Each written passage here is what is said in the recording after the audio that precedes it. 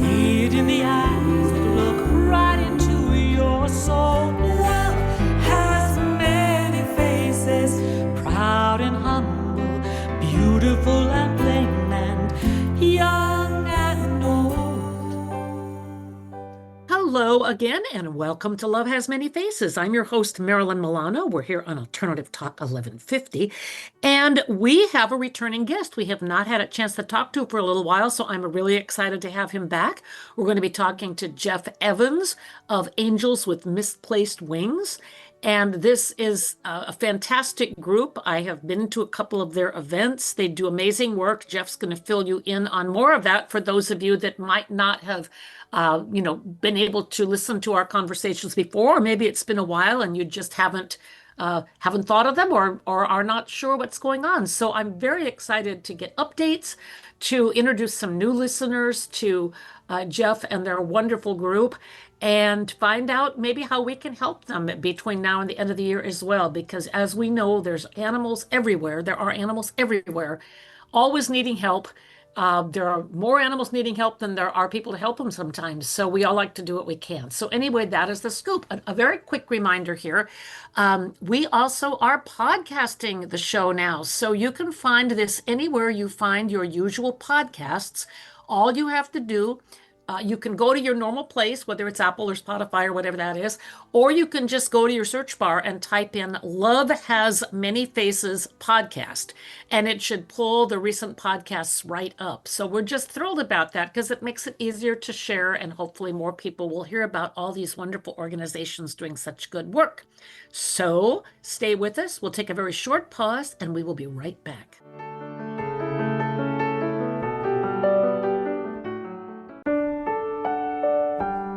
Hi, this is Marilyn Milano, your host of Love Has Many Faces.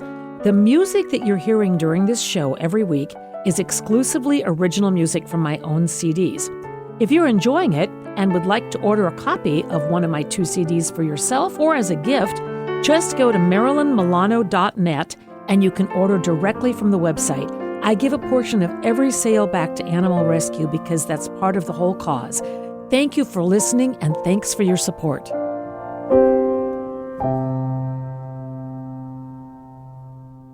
Wishing you the happiest of holidays. Thanks for listening to Alternative Talk 1150 AM. Welcome back to Love Has Many Faces. I'm Marilyn Milano, your host. This is Alternative Talk 1150, and we are very happy to welcome back Jeff Evans from Angels with Misplaced Wings. Jeff, welcome. Thank you for joining us. Thank you, Marilyn, for having me. I know it's been it's been a while since we've last talked, so I'm looking forward to catching up and sharing our story. Absolutely. So again, for the sake of people who maybe don't know about your group or they haven't heard our conversations in the past, how about just an overview of what your group is about and what you do? Because it's really special. Yeah, I agree with you. I think it is very special. We are Angels with Misplaced Wings. We're an in-home sanctuary based on a farm here in Amboy, Washington, which is just about 20 miles north of Vancouver, Washington. And we focus on taking animals that get left behind, essentially, through other rescues. These are the animals that they have done their best to find homes for, but for whatever reason, after 6 months to a year, maybe longer, they still haven't found a home. And we become that forever home for them. And we tend to focus on dogs that are differently abled, seniors, medically challenged, behaviorally challenged. Most recently with the farm animals, we've just focused on those that get overlooked by other sanctuaries for whatever those reasons may be. And then they come and spend their lives with us, and we give them the best of everything that we can to make sure that they have an incredible life. I think that is amazing because, it's just kind of interesting. We've been doing this show here now for, it's coming up on 10 years, which just kind of blows my mind. Wow. But back when I first started doing this, we used to talk to, well, we still talk to a number of rescue groups locally and in other parts of the country. And the word at the time, back 10 years back or so, was that in Washington State, we always had a lot of room for animals. We would bring them up from the south, from parts of California, Texas, and so forth, because we always had adopters.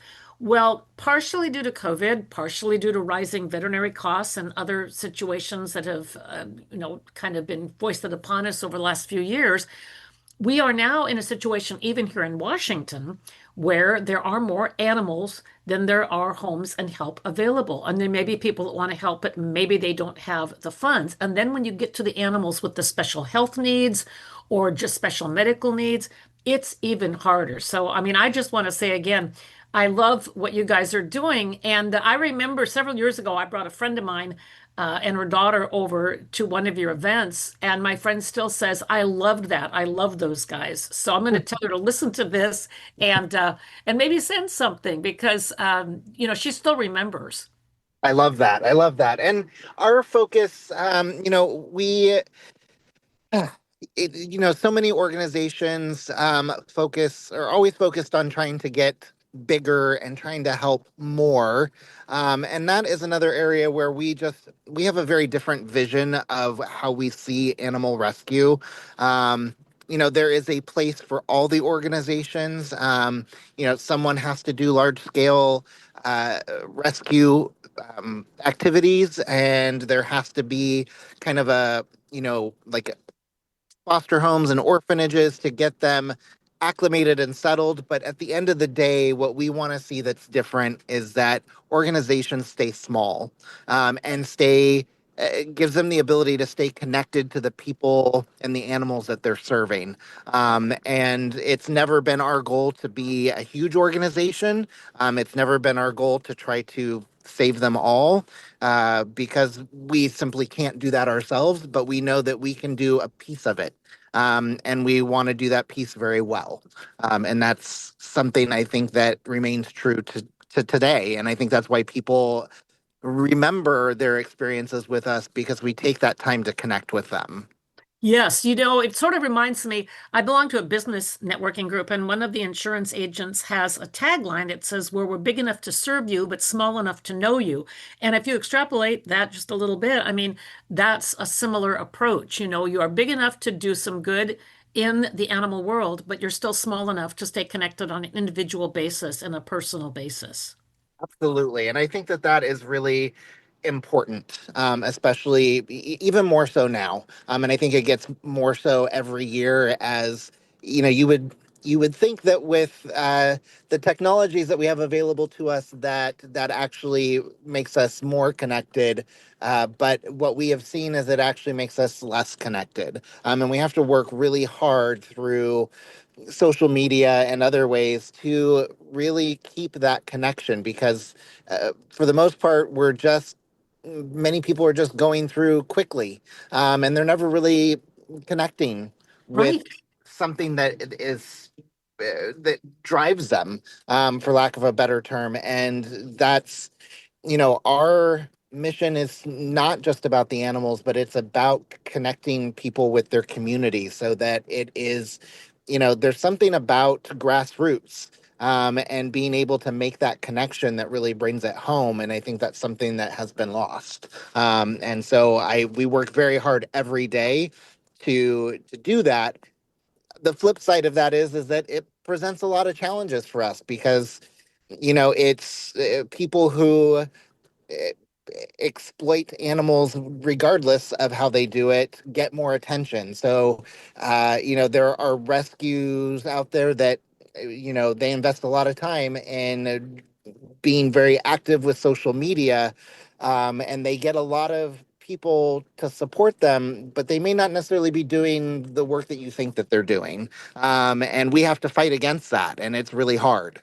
Oh, I know it. I mean, there's the upside to technology and social media and such, and there is the downside. And I've heard many people say that staying connected and truly connected from a heart and soul level is more of a challenge. I mean, people tend, as you said, to skim things quickly. Everything comes in sound bites. And yet, from the many years I spent in Toastmasters, which were some of the best and most rewarding years of my life, we learned that 93% of what's communicated is through body language and tone of voice. It's not through the words. The words comprise about 7%. Now, again, some organizations might be, up or down a notch or two on those numbers, but it's that you can't just get the gist of something through a text or an email. Those are wonderful tools, but that's what they are. They're tools, and we still need the heart-to-heart connection. And so, just again, for the sake of the people that don't know, can you do a quick recap of how you all got started and then where you are today? And I'd love to kind of hear what's going on with you and some of the current animals that are in your care. Sure. We have been at this since essentially 2010, when my husband and I, we already had two dogs. We were making a big move from San Francisco to the Vancouver, Washington area. The first thing we did when we knew that we were going to move was decide that we were going to adopt another dog, because we had been restricted on how many we could have. And the short version of that is that we ended up adopting a special needs Dalmatian. She was 12. She was blind. And we didn't know. We questioned if we could handle that situation. And we realized we had two dogs already, and we would do anything for them. So we would do anything for this dog. We would just figure it out. And she changed our lives. This was, a few weeks after we got her, we found out that she had a terminal cancer diagnosis, and she ended up only being with us for 6 months. Mm. But she showed us what living was really about, and she inspired us to, look for other dogs that had special needs or were seniors, and it just grew from there. It was, well, what's one more dog, and then what's one more, and what's another, and then we formed the nonprofit, um, and we just continued to do that. And we got connected with, just organically got connected with other organizations who realized that we might be able to help them because they had these dogs that they couldn't place.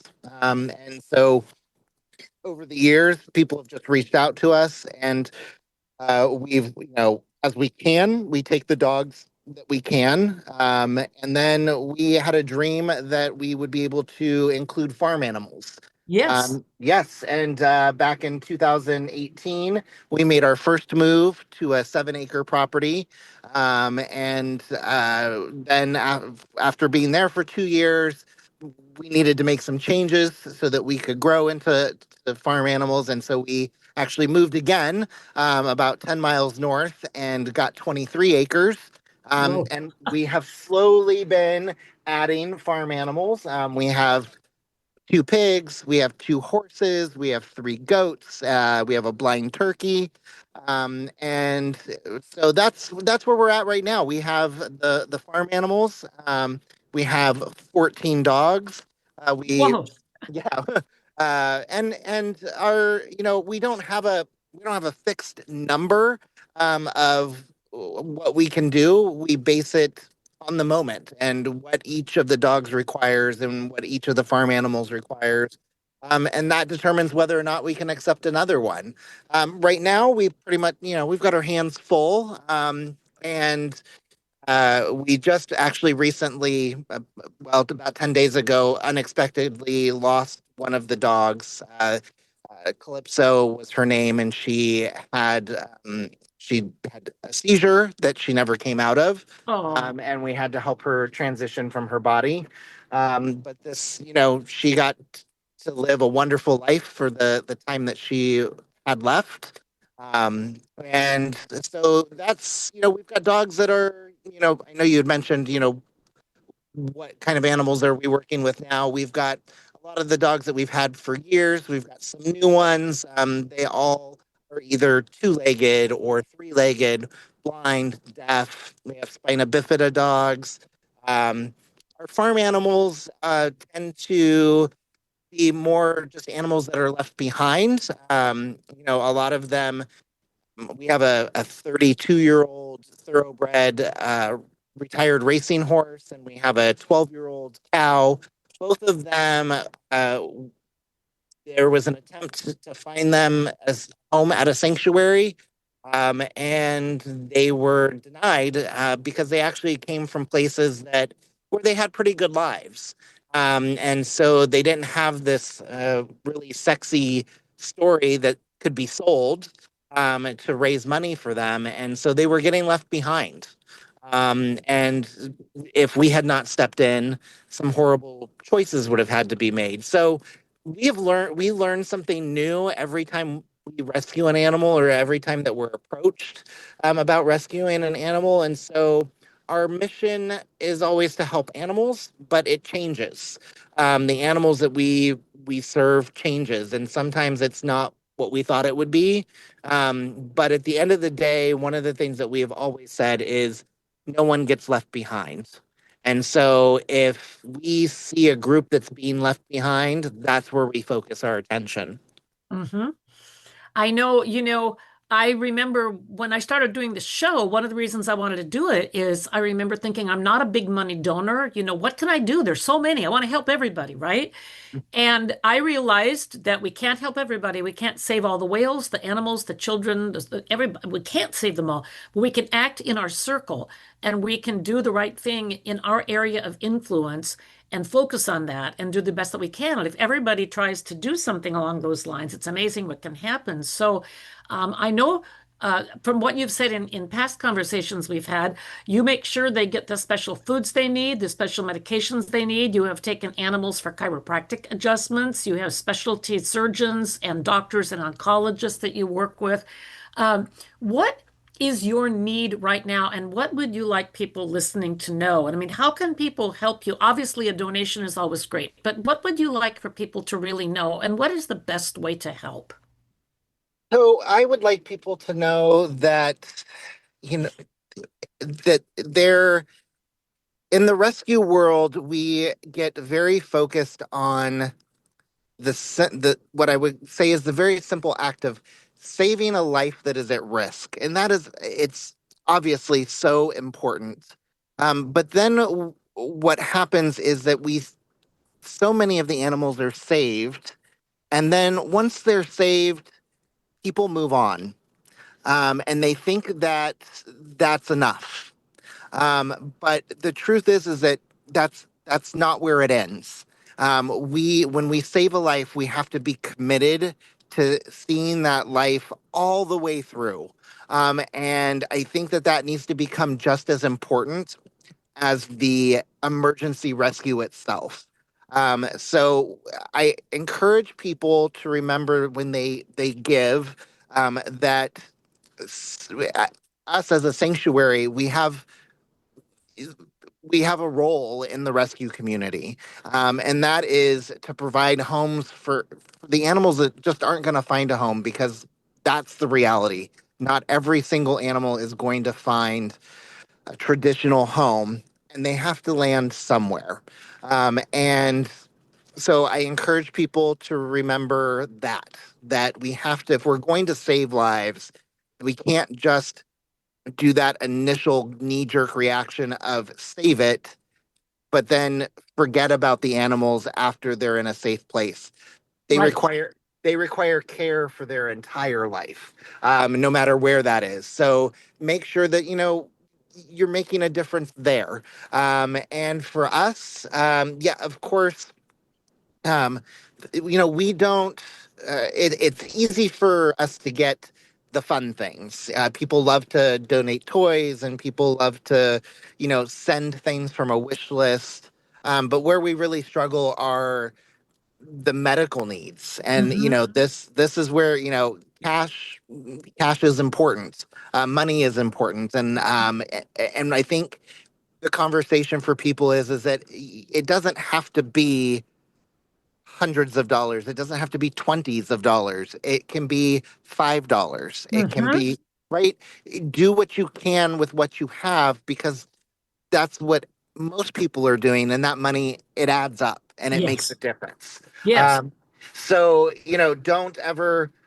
That's one of the things that we hear so often is that we'll get a donation and it is whatever the amount it is, $5, $10, 25, 50, and they'll say, I wish I could do more. Yes. Well, that's never what I wish for. I just wish that people would do what they can. Yes. And I will absolutely, like, your the $5 that you give may be the only $5 that you have. And for somebody else, they may give $1,000 and that's nothing to them. Right. Right. But I value both of those the same because of the intention and the love that they come with, right? Yes. It's not just a dollar amount. So we can always use the donations, which people can visit our website, which is angelswithmisplacedwings.org. We're also on Facebook and Instagram and TikTok.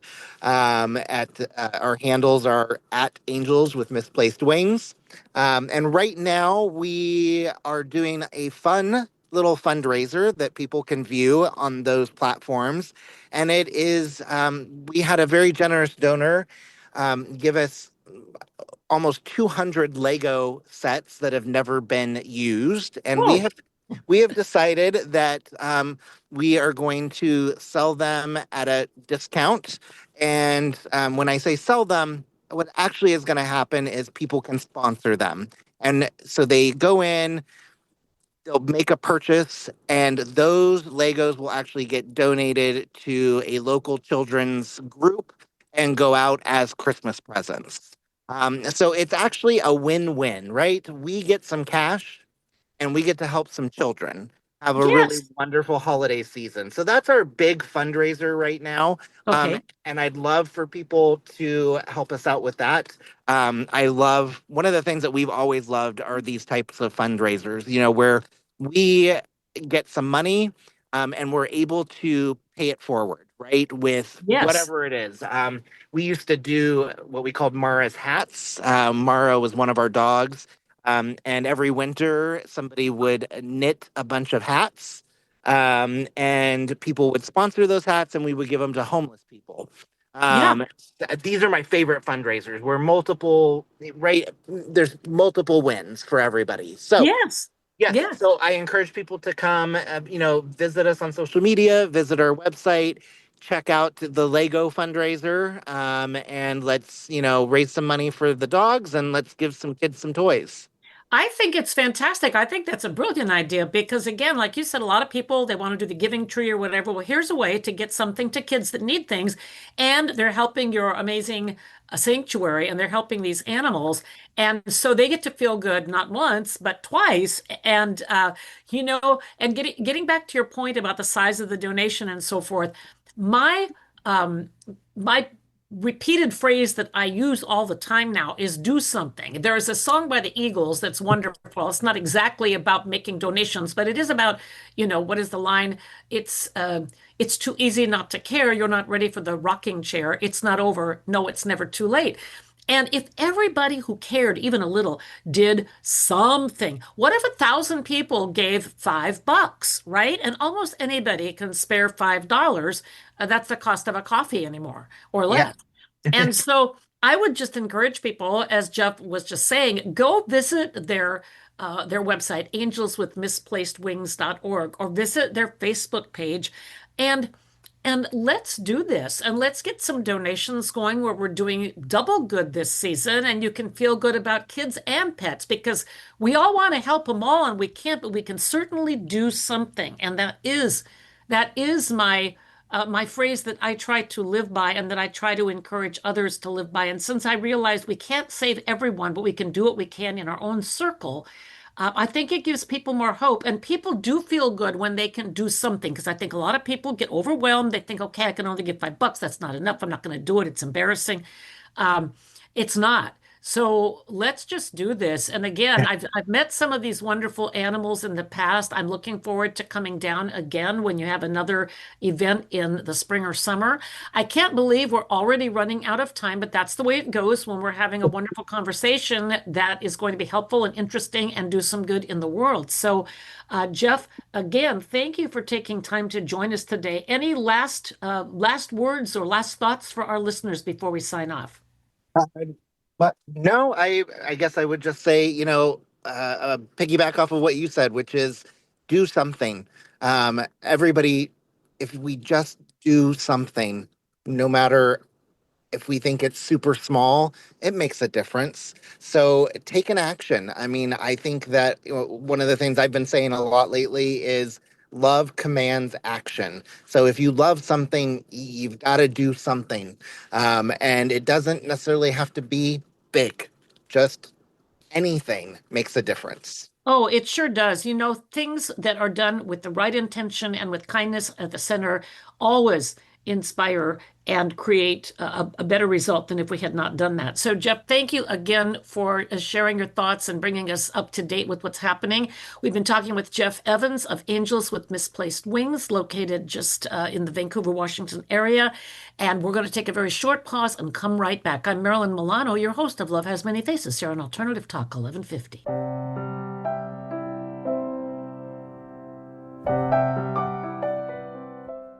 Hi, I'm Coach Debbie from Story U Talk Radio, and I want to encourage you to write your book. Weekly, I offer topics about style and storytelling. I take your questions on our live show every Thursday at 4 o'clock, or you can subscribe to Story U, that's capital U, on any of your favorite platforms.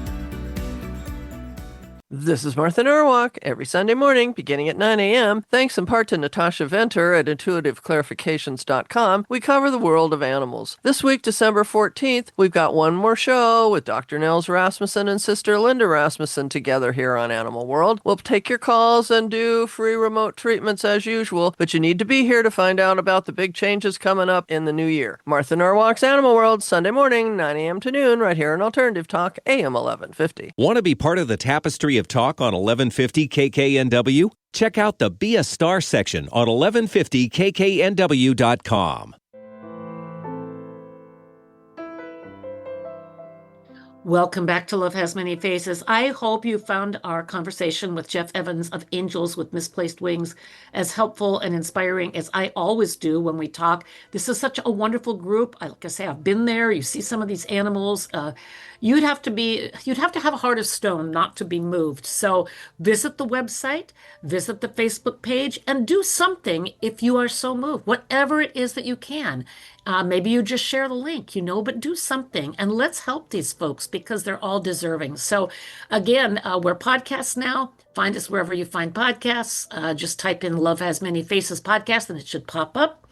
And I am wishing everyone a peaceful, healthy, and joyful holiday season. Thank you for listening. Until next week, this is Marilyn Milano. This is Love Has Many Faces on Alternative Talk 1150.